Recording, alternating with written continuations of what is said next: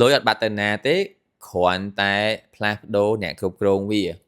នេះគឺជាគំនិតមួយរបស់សហគ្រិនចិនម្នាក់ដែលគាត់កំពុងតែជោគជ័យនៅក្នុងវិស័យ live stream លក់អនឡាញនិងការរកស៊ីបែបសម័យថ្មីហ្នឹងអញ្ចឹងគាត់បានចែកម្លែកថាមនុស្សជាច្រើនលូរឿងថាបច្ចុប្បន្នអឺធ្លាក់សេដ្ឋកិច្ចធ្លាក់លក់អត់បានមានមនុស្សជាច្រើន bankrupt មានថាអារម្មណ៍បាត់បង់ទ្រព្យសម្បត្តិលេងមានអ្នកមានលុយទិញផ្ទះទិញដីអីចឹងជាដើមប៉ុន្តែគាត់និយាយថា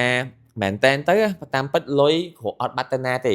គ្រាន់តែលុយនឹងរត់ទៅរកអ្នកថ្មីអញ្ចឹងក្នុងសម័យកាលដែលមានអ្នកកំពុងតែជួបវិបត្តិក៏មានអ្នកទទួលបានឱកាសឲ្យរកស៊ីមានបានដែរអញ្ចឹងគោលគំនិតរបស់គាត់មួយយ៉ាងដែរហើយគុំថាឡើយនៅប្រទេសចិនយើងក៏ឃើញដែរក្នុងប្រទេសកម្ពុជាយើងពេលដែលយើងសង្កេតមើលទៅវាអញ្ចឹងមែនអ្នកជួបវិបត្តិច្រើនអ្នករកស៊ីធ្លាក់ចុះក៏ច្រើនតែក្នុងកំឡុងពេលនេះក៏មានអ្នកដែលគាត់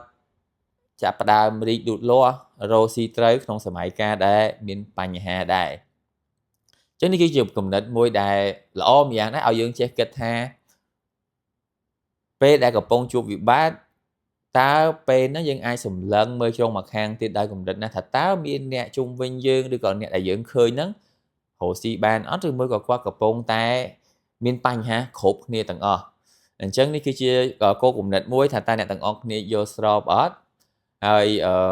តើយើងអាចទៅចាប់លុយឬមួយក៏ការរីកចម្រើនក្នុងសម័យកាលដែលពិបាកដែរអត់អញ្ចឹងវាគឺជា challenge គ្រប់គ្នាហើយសង្ឃឹមថាយើងអាចទៅចាប់ឱកាសបានដូចគ្នា